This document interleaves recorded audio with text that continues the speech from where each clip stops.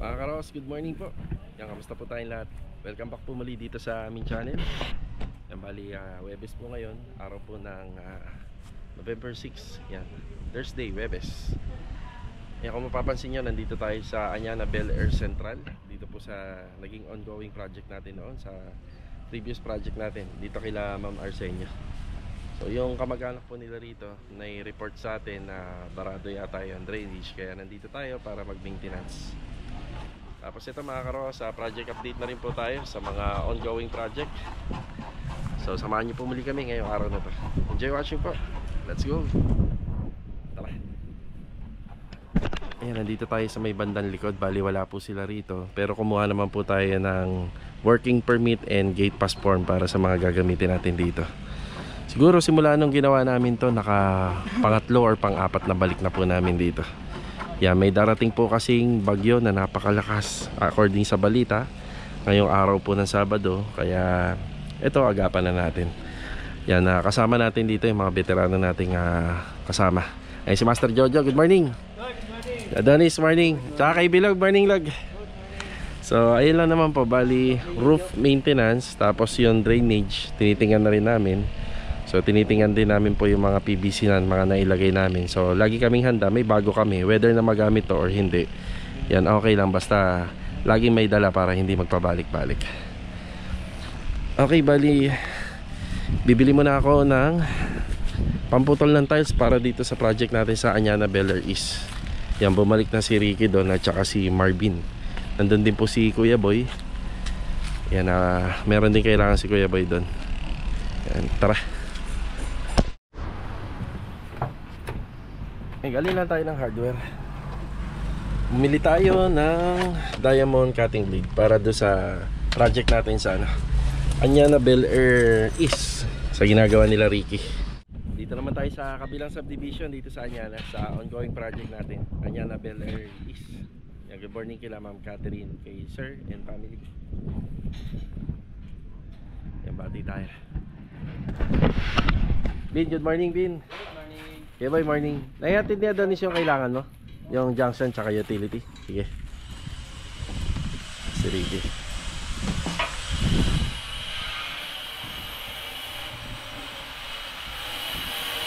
Rick! Rick!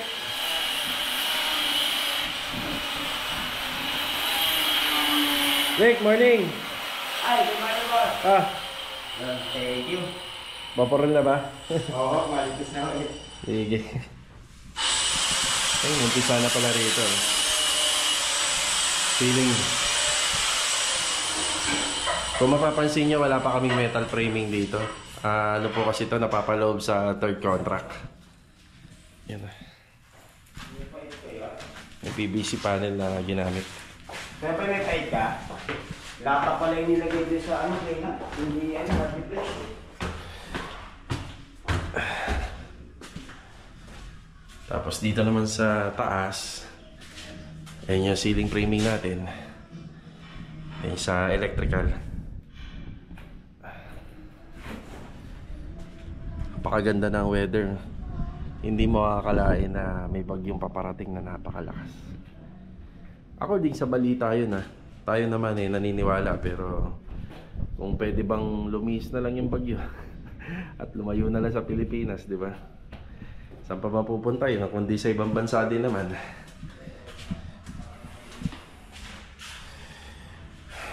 Ayun. Meron nga po pala tayong pipick upin na tiles ngayong hapon. Noong nakaraang araw, dapat dadaling ko dito yung kaso nga lang si Kuya Boy lang po Kuya Boy lang po kasi mag-isa nun. Yan, medyo madami rin yan.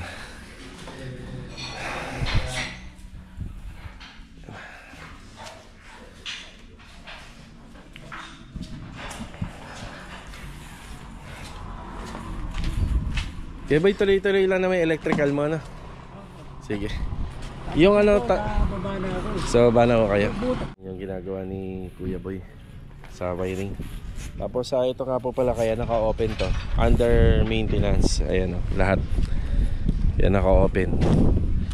Tamang-tama yan, nag-uulan ng malalakas. Kaya tayo nagpaano na po tayo rito para nagpapa-clear tayo rito para hindi ho mapasukan ng dumi yung mga drainage. Bali mga karos, dito sa Anyana Beller East Project, bali 4 ang deployment natin dito, 4 na tao. Si Adonis, after lang pong magawa namin yung maintenance po doon sa previous project, yan, dito na po sila pepwesto. Bali ceiling framing pa rin, bali itong eaves, yung umpisa na po yan, tatanggalin na po natin yung lumang naka-install na Tyson board, lalagyan na natin ng ceiling framing, tapos tiling works, at saka si Kuya Boy sa electrical. So marami tayong masyadong medyo busy po tayo ngayon kasi sumabay pa po yung sa yung nangyaring sakit po dito kay sa panganay natin. Kaya check natin, sana madala ko rito yung mga tiles. May aasikasuhin din po kami ni Mrs. Kailangan po namin pumunta ng PhilHealth kasi malaki rin po yung tulong sa bayarin sa ospital. Okay na tayo rito. Yan, salamat kila Master Jojo. Yan sila Donis siya kay Bilog. Yung maintenance, yun po yung tawag. Tayo ko kasi nakakaalam ng ng mga ginawa dito. So dito na kami dumaan sa likod. Yan, okay na. Siyempre magre-report sila client sa atin ngayong Sabado kung anong resulta. Ang payo lang po talaga namin, wag po sana magtatapon talaga ng mantika doon sa sa mga lababo. Tapos wag na po magtapon ng tissue sa mga inidoro kasi yung bahay na yan, inabutan natin na naka-design na po na ganyan. Tayo lang gumawa na extension. So tingnan natin sa mga piping kung ano yung resulta. Yan, inayos na po natin, tapos naglinis tayo dyan. Nanood ba kay balita? Lakas daw sa Sabado. Relation. Lilihis? May pusbay na lumihis. Saan mapupunta? Sa Japan? Kawawa naman yung Japan, no? Sa Maynila nakaano yun eh. Ang tumbok eh, Luzon. Luzon, yun nga. Pero sa sobrang laki, 900 kilometer ang sakop niya. Oo, malapad. Lapad. Tara. Huwag sana matuloy. Laga, susi. 8 feet. Saan? Dulo. Hindi, magbabawas ka rito sa dulo. Hindi mo na siya isasagad dun. Dito lang. So, kalahati lang. Ayan. Dito lang ako siya. Kasi tira, dito ko na lang. Sige. Pinaitin ko pala. Ayan, nandito nga pala tayo sa phase 3. Ang good morning nga po pala kay Sir Joshua, kay Ma'am Myra Mando, tsaka kila Ma'am Milo, yung client natin doon. Ayan, good morning din sa kapitbahay ni Sir. Ayan, bali nagpaalam po tayo kay Ma'am. Tapos dito wala naman laging tao. So ang plano namin dito, pipinturahan muna yung gilid. Yan, enamel black yung gilid pati sa kabila. Tapos maglalagay tayo ng flashing. Doon kukumpletuhin natin yung flashing na yun, no? Pati doon sa kabila. Gaya ng ginawa po natin doon. Ganyan po talaga pag may ceiling. So magkakaroon siya ng siwang kasi pagitan ng bubong at saka ng ceiling. So kailangan may cover yon. Ang gagamitin namin na cover doon, ito. Yan, yung pinaka-flashing. Tapos may polycarbonate tayong dala rito. Ayun na, pinasok na ni Bilog yung polycarbonate. Yan, para kasi may mga kapitbahay na eh. Usually ginagawa namin dito huli. Kaso nga lang, syempre pagka nandito na yung mga pintor, yan, mag-aalikabok na po yan. Yan, kailangan yan ang isa sa mga binabantayan natin. So si polycarbonate naman, pwede naman po siyang linisin kagad. Log diretso, tanggalan mo na ng plastic. Yan, tapos yung tungkol nga po pala rito, baka bukas, dahil naipagawa na po natin kahapon. 2 to 3 days kasi yun eh. Tapos kakabitan na rin ni Bilog ng mga pin light, so kukumpletuhin niya na rin. So ito yung update natin dito sa project natin sa phase 3. Tapos mamaya si Bilog, si Epoy doon gagawa overtime doon kay sa client natin kila Ma'am Myra Mando. Saktong-sakto na ilipat na natin yung buhangin do, semento at saka yung adhesive. Yan, si Bilog na muna bahala rito. Okay. Sa phase 3 pa rin tayo. Nabatiin natin yung tropa. Yan, bali naka-schedule po to kila Archie tsaka kila Arnel yung sa panambak natin. Yan, pero sana mahakot nila ngayon dahil alam naman natin pag nag-uulan ng malakas, lalo ng bagyo, may tendency mag-landslide to rito, tsaka lumapot siya, lumagkit, lalong mahirap hakutin. Yan, kaya kinukulit po natin sila rito. Yan na.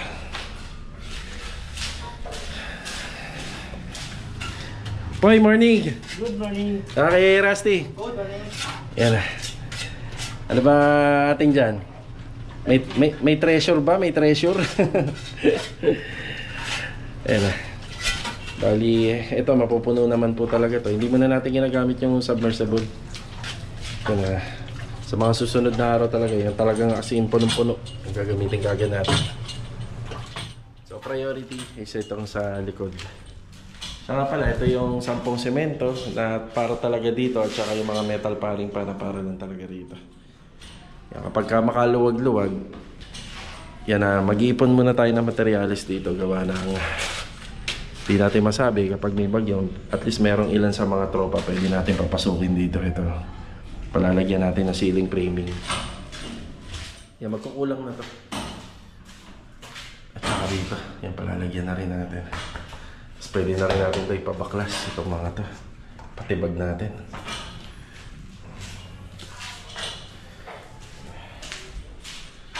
So ito muna yung update sa mga ganitong sitwasyon naman. Kailangan po mahakot muna to. Kailangan ma-pull out. Yun nga lang, paparating pa na bagyo. Malaking tulong yan kapag natanggal. Hindi mo inaasahan may paparating na bagyo. Sana nga lumisyon. Napakaganda. Malaking advantage sa atin ito. Tie beam na pala rito eh. So 1, 2, tapos 3, 5 na poste na ang nauhukay nila. So kulang pa ng 2. Mga karawas, paalis naman ulit tayo. Bali ang susunod natin na pupuntahan itong tile center sa may City Mini Home Depot. Bali doon bumili yung kliyente natin dito sa Anyana Beller East ng mga gagamitin po na tiles para sa second floor.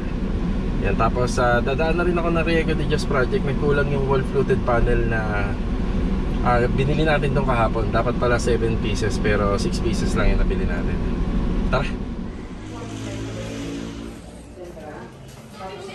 Aki, pagaling ka ha.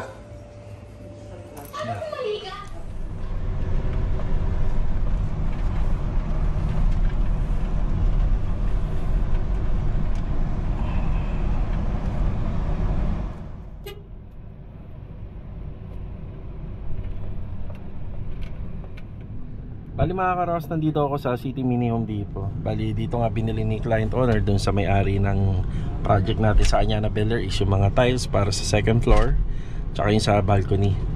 Ayan, bali kasama natin si Mrs. May naiwan naman po dun kay Kuya Aki sa ospital. Yan, naubusan na po tayo ng damit. Medyo ako busy rin, hindi ko rin makasikaso yung sarili po natin sa bahay. Uwi muna si Mrs. para makapag prepare po ng mga gamit. Tapos ito, kinakarga na yung tiles. Nasa 34 or 35 box po yata to na ikakarga kay Mulong. Sa mga nagpapa-deliver po ng tiles or kunyari wala po kayong sasakyan, tapos mag-ano lang po kayo, magre-rent or magta-tricycle, mas maigi po na nakatayo ang tiles, wag po pahiga. Yan, kagaya yung ginagawa nila yun. Yan, nakatayo po. Yan, para yan daw po ang technique of diskarte. Marami silang paliwanag dyan kung bakit. You know. Tapos pipick upin na rin natin yung additional na binili nila client na 50 pieces yata na 30 by 30 para sa balcony. Ay, kaibigan natin to, tropa. Yan na. Sign only, no? Sign only. Dalawa. Okay. Thank you. Maraming salamat, kaibigan. Thank you. Tropa natin yan. Mabait ka usap pag bibili ka ng tiles dito. Yan, bayad na po nila client to. Ay, iba pala to. Additional pala na ano to, na wall fluted panel para dun sa Riego de Dios project. So ayan, binababa tuloy. Pinakarga lang po. Hindi ko na pick up kahapon to kasi si Kuya Boy lang nandun. Ngayon marami naman sila dun, 4 ngayon. Tulong-tulong na lang po sila rito. Ayun yung kulang na wall fluted panel.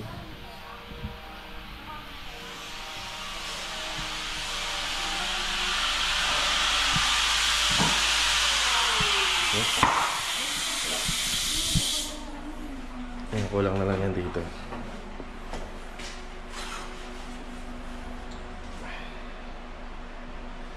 Para rin siyang hidden door na kagaya nito.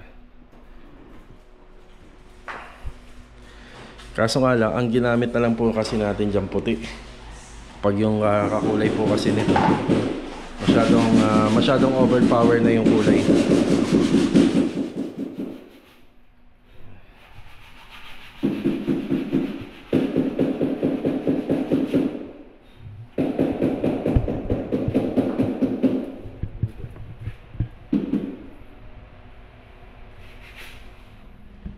Yan, 60 by 60 tsaka yung 30 by 30 yung balcony. Ito sa balcony. Oo.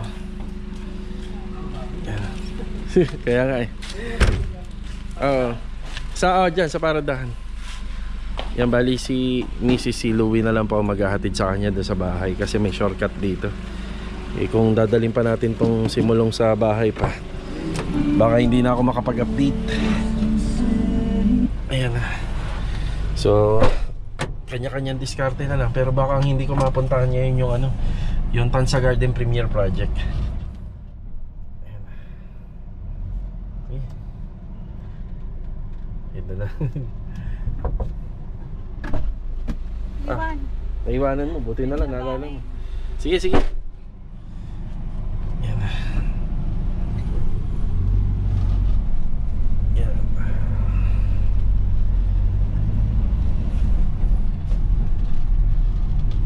Anyana Builder is project tayo. Yan, let's go. Tara.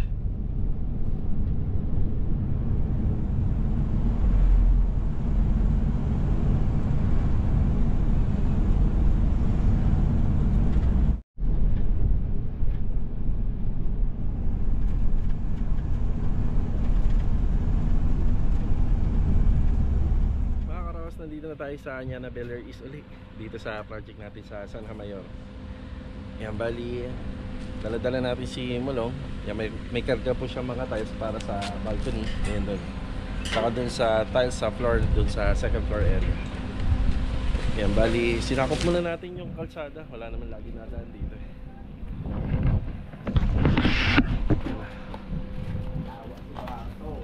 Diretso muna sa taas. Ganda nga yun, diretso sa taas na eh, no? No?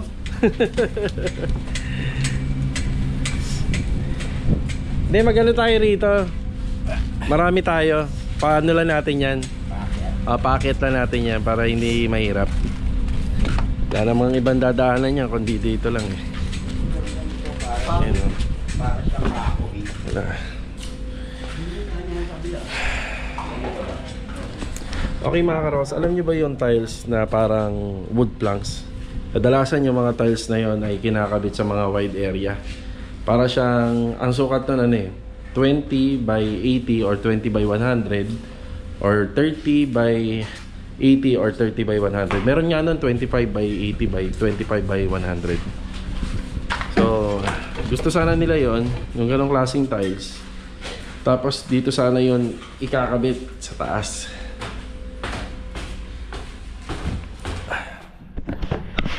Dito sana second floor. Alam niyo ba kapag nagpapagawa kayo ng bahay, lahat naman pwede, lahat ng klase ng materials.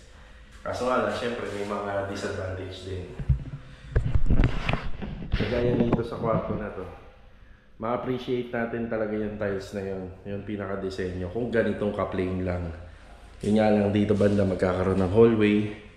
O kung hindi naman na magkakaroon siya ng hallway, magkakaroon pa siya ng kama, ng cabinet. So yung design, isa matatabunan din ng ibang bagay. Yan na, makita nyo yung space dito. Yan, ito lang yung pinakamaluwag. Ang ganda po nun dito kung sakaling matutuloy.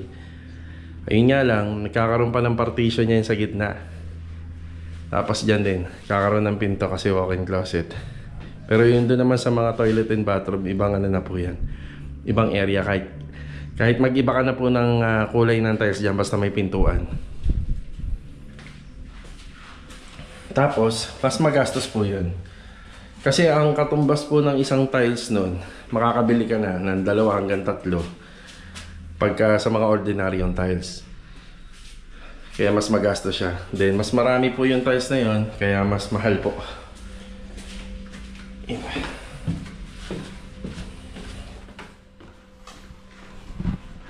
Pero pwede ka naman pong gumamit ng ibang alternative na design bukod pa ron. So marami pong pwede, mas simple.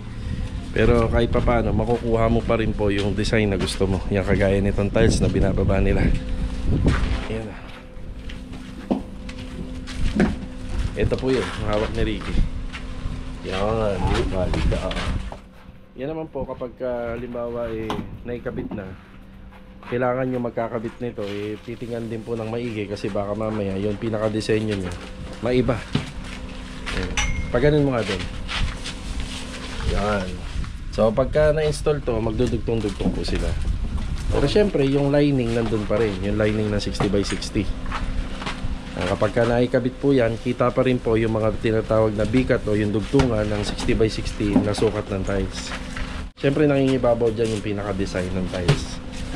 Yun o, kitang-kita naman kapag naikabit yan. Yan.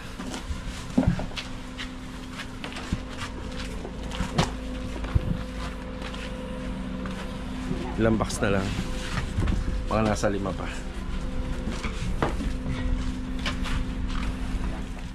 Mahilig si client sa mga ganitong kulay ng ng part ng bahay.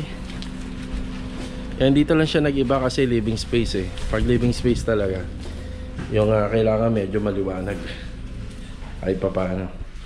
Pero pagdating na po sa ceiling, yung bumawi na po siya ng kulay na gusto niya. Malamang yung namin ito, mga pintuan namin dyan, walnut po yan. Hanggang dyan na, kompleto na.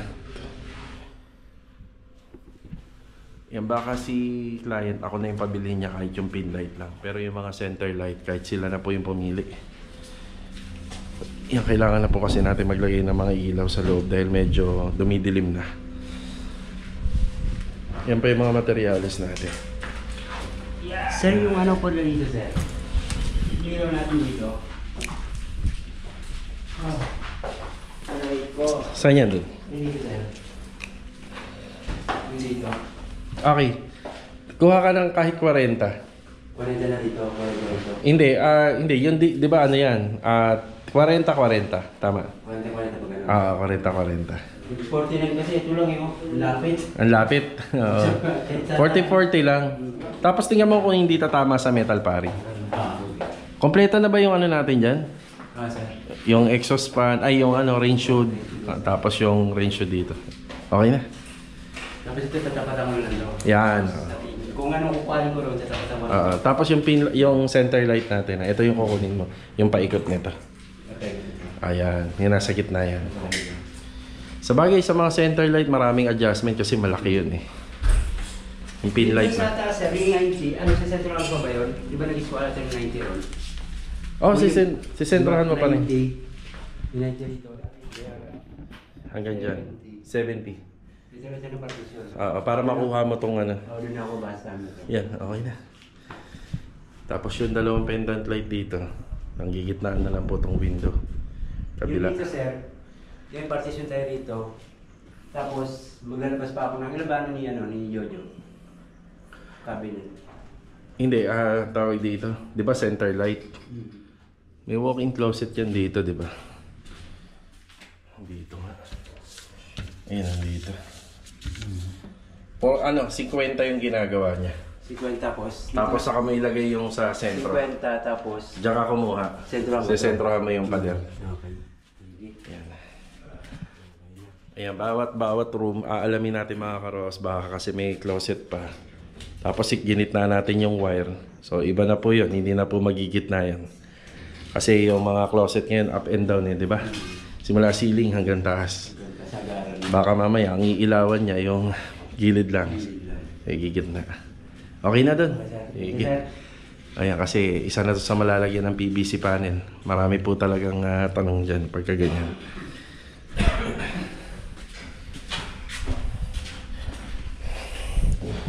So, enough na po yung 60x60 na tiles na napili nila client para rito. So, magandang choice din yan. Pero kung masyadong wide, yung maganda gumamit nun. Yung talagang walang mga partition, walang mga division. Ang ganda gumamit ng mga ganong klaseng tiles. Pero sila client, para wise choice na rin, para mapagkasya yung budget, So gumamit na lang po sila ng ganitong klaseng tiles. Nakapagkabit na kami nito mga karohas noon sa mga naging project namin. Ayan ah. Ganda.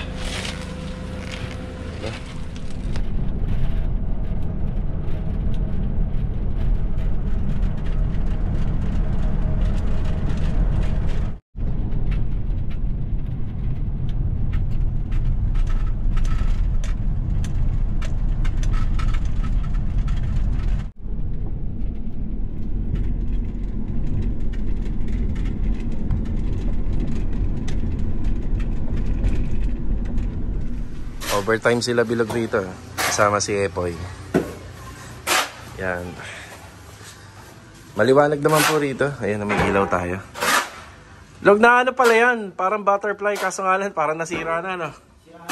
Kaya pala. So, ito na yung sakop ng tiles. Yan. Ayan.